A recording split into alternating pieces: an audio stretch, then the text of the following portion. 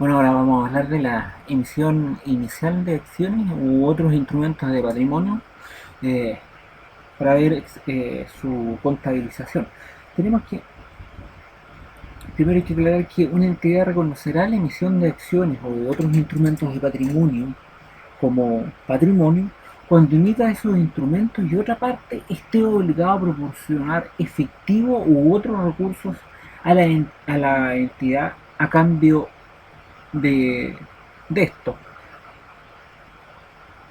eh, Tenemos que, si los instrumentos de, de patrimonio se emiten antes de que la entidad reciba el efectivo o otros recursos, la entidad presentará el importe por cobrar como una compensación al patrimonio en su estado de situación financiera, no como un activo.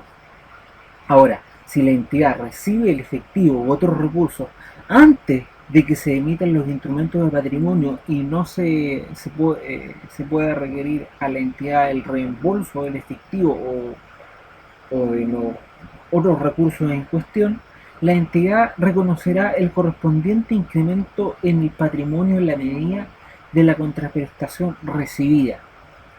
Ahora, en la medida en que los instrumentos de patrimonio que hayan sido suscritos pero no emitidos y la entidad no haya todavía recibido el efectivo los recursos para esto, la entidad no reconocerá un incremento en el patrimonio. Es importante tener en cuenta si una compañía ha emitido acciones con una prima respecto a su valor a la par, el excedente del valor a la par algunas veces se acredita a una cuenta en el patrimonio que se denomina prima de emisión de acciones o más bien el superávit de capital. Ahora, esta prima de emisión de acciones es un componente del patrimonio aportado. En algunas ocasiones, el uso de una cuenta de prima de emisión de acciones está establecido por legislación. Eso dependerá de cada país. Por ejemplo, la legislación de una jurisdicción puede permitir o exigir que se utilice la prima de emisión de acciones cuando se reducen los costos de emisión de las acciones o se transfiere una reserva de opciones dentro de patrimonio cuando las opciones prescriben. Ahora vamos a detallar algunos ejemplos de esto. Tenemos la empresa ha emitido capital en acciones por 100.000 unidades monetarias que fue aportado a la par al momento de la constitución de la empresa A. El valor a la par de las acciones ordinarias de la entidad es de una unidad monetaria por acción. En la fecha posterior, la empresa A emitió otras 50.000 acciones ordinarias a un precio de 5 unidades monetarias por acción con una prima. Las acciones se emiten por efectivo. Contabilizado quedaría de la siguiente manera: efectivo 250.000 unidades monetarias, el capital en acciones, patrimonio 50.000 unidades monetarias y la prima de emisión de acciones son 200.000 unidades monetarias. Para reconocer la emisión de los 50.000 acciones con prima a cambio de efectivo. Ahora, la información a revelar del patrimonio en el estado de situación financiera, aquí tenemos el extracto de la situación. Bueno, ahí tenemos entonces el estado de situación financiera luego de la emisión y antes de la emisión de acciones. Vamos a ver la cuenta de patrimonio, que son los capitales en acciones y la prima de la emisión en acciones y el patrimonio total atribuible a los propietarios de la controladora. Bueno, aquí los otro ejemplo, lo he hecho idéntico al ejemplo que estábamos viendo anteriormente. Ahora, en este ejemplo se han emitido 50.000 acciones. La entidad aún no ha recibido el efectivo por dichas acciones. Ahí tendríamos el asiento en el libro diario que sería cuentas por cobrar por las acciones, que es un activo financiero por 250.000 unidades monetarias, el capital en acciones, la prima de emisión en acción. Aquí para reconocer la emisión de las 50.000 acciones con prima antes del cobro de efectivo. Y tendríamos el estado de situación financiera que quedaría de esa manera, antes de la emisión y después de la emisión de acción. Cambiando aquí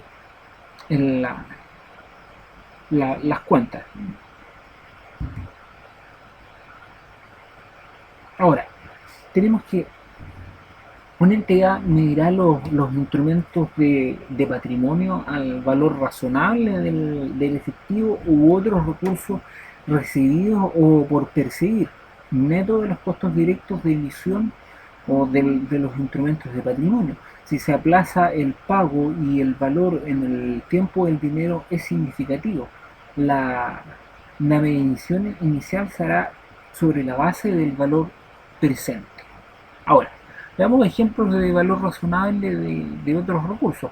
Vemos que al 1 de enero del año 1, la empresa B tiene 150.000 acciones ordinarias a cambio de 1.000 onzas de oro. El valor a la par de las acciones es de 2 unidades monetarias por acción cuando el oro se negocia a 800 unidades monetarias la onza. ¿Cómo quedaría contabilizado esto? Tenemos que el 1 de enero del año 1 sería oro, un activo por 800.000 unidades monetarias, que sería las 1.000 onzas por las 800 unidades monetarias. Capital en acciones, patrimonio, 300.000 unidades monetarias y una prima de emisión de acciones por 500.000 unidades monetarias. Aquí tenemos que se reconocen las 150.000 acciones emitidas a cambio de las 1.000 onzas de oro con un valor razonable de 800.000 unidades monetarias. Es importante el reconocimiento por el capital en acciones y la prima de emisión de acciones cuando no se ajusta la reversión del descuento. La cuenta por cobrar que ya habíamos visto se ajusta por la reversión del descuento. No obstante, ese ajuste se reconoce en el resultado del periodo. ¿No? Es un asunto que ha quedado dando vuelta anteriormente. Ahora, en relación a los pagos diferidos, tenemos que en el primero bueno, esto lo que acabo de decir lo vamos a ver en este ejemplo. Al 1 de enero del año 1, la empresa emite 150.000 acciones por un valor de 6 unidades monetarias la acción. El valor a la par de las acciones es de 2 unidades monetarias por acción. La contraprestación en efectivo debe pagarse a la empresa B el 31 de diciembre del año 2. Las acciones se mantendrán en una cuenta de depósito en custodia hasta que se reciba el pago. No obstante, los accionistas tienen derecho a votar y a obtener dividendo por las acciones durante el año 1 y el 2. Supongamos que la tasa de descuento apropiada es de un 5%. El periodo contable de la empresa B finaliza el 31 de diciembre.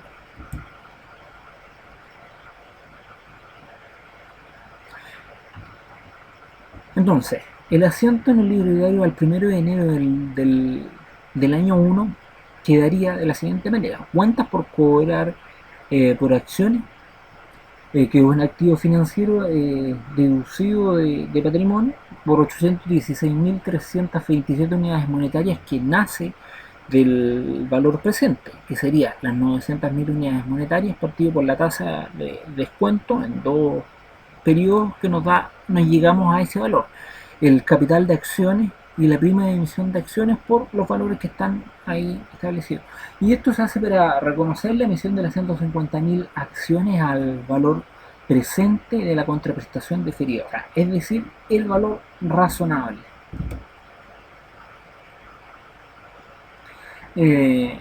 Los asientos al libro al 31 de diciembre del año 1, a la finalización del periodo financiero, tendríamos cuentas por cobrar por acciones, que es un activo financiero deducido de patrimonio por 40.816 unidades monetarias y un interés por cobrar, que es resultado, ¿no? Así, por 40.816 unidades monetarias. Esto es para reconocer la reversión del descuento en la cuenta por cobrar del año 1. O sea, es decir, las 816.327 unidades monetarias por la tasa de descuento, que es un 5%. Ahora, los asientos al 31 de diciembre del año 2, la cuenta eh, por cobrar por las acciones, que es un activo financiero reducido de patrimonio, por 42.857 unidades monetarias, y el interés por cobrar de los resultados por el mismo valor. Que esto se hace para reconocer la reversión del descuento en la cuenta por cobrar del año 2. Y luego tenemos la contabilización para reconocer la cancelación de la cuenta por cobrar, que tendríamos efectivo por 900.000 unidades monetarias y cuenta por cobrar por acciones, eliminando la cuenta de cuenta por cobrar por acciones.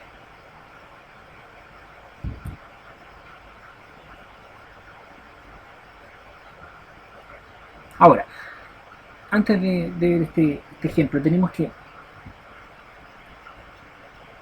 una entidad contabilizará los costos de transacción de una transacción de patrimonio como una deducción del patrimonio neto de cualquier beneficio fiscal relacionado. O sea, aquí tenemos que una entidad puede incurrir en costos cuando emite o adquiere sus instrumentos de patrimonio propio. Eh, Tenemos que estos costos pueden incluir los de registro y otras tasas de cobranza por los reguladores o supervisores, los importes pagados a los asesores legales, contables u otros asesores profesionales, los costos de impresión y los timbres relacionados con esta emisión.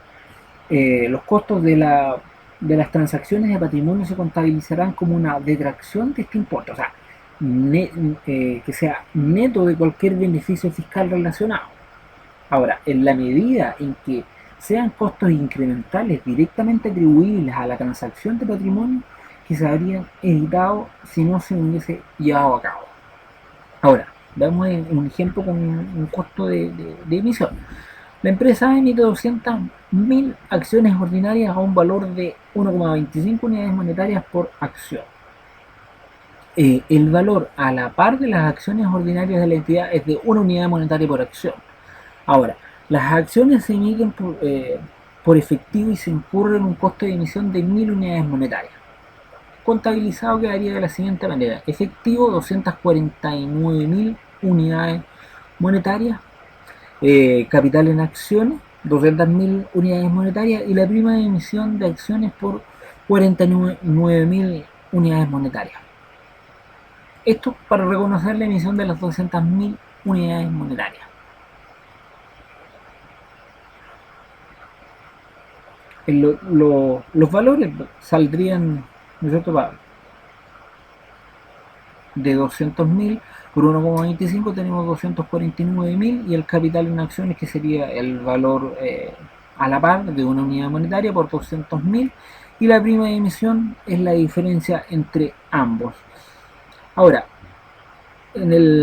aquí la prima de emisión de acciones, tenemos que se reducen los costos de emisión de las acciones por 1.000 unidades monetarias contra la prima de emisión de acciones de conformidad con la legislación de la jurisdicción donde opera la entidad. Eso depende de cada país. Bueno, eso ha sido todo para este video.